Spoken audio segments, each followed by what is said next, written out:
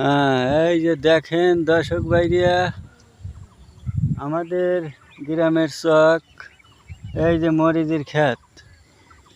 এই দেখেন আমরা এত কষ্ট করে এই মরিচ বুনেছি, বিঘে বিঘে আমরা ফল পাতিছি না।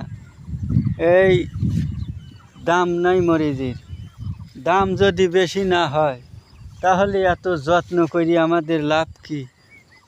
মরিচের দাম সব সময় বেশি বেশি হওয়া লাগবে। এত জিনিসের দাম হয় ভাই, আর এই জিনিসের দাম হয় না কেন? আপনারা বাজার চাষ করে দেখবেন, আমাদের কৃষকগরে যদি এই রকম জিনিসের যদি দাম না পাই তাহলে আমরা কেমন করে এগুলো বনবো ভাই? এই যে দেখেন, এই যে আমাদের মামা, এই দেখেন এই যে নিরেতিছে, কত কষ্ট করতেছে। তাই আপনারা দেখুন, আমাদের চহে অনেক মরিচ বুনিছে। এই যে মরিচের গাছ, এই যে আপনারা দেখতে পারতেছেন মরিচের গাছ একবারে মনকায় শরীরে কিছু নাই এমন গাছ হয়ে গেছে ভাই। আপনারা আমাদের এই ভিডিওটা পাইলে একটু বেশি বেশি করে লাইক কমেন্ট শেয়ার করবেন। এই যে আমার দেশে যাতে মরিচ বেশি বেশি করে বুনতে পারি, সরকারের থেকে আমরা যাতে উন্নয়ন পাই।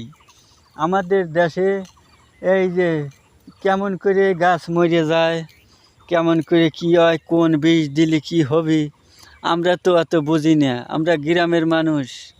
তাই সরকারের কাছে কই, আমাদের যত কৃষক আছে ভাই, আপনারা একটু বেশি বেশি করে লোকজন পাঠাইয়া দেশের মানুষের একটু উন্নতি করার করে দিবেন, যাতে সবাই ঠিকঠাকভাবে মরিচ, পটল, ঘাস, সব ধরনের জিনিসপাতি যাতে বেশি বেশি করে উন্নয়ন করতে পারে, সঠিকভাবে চাষ করতে পারে।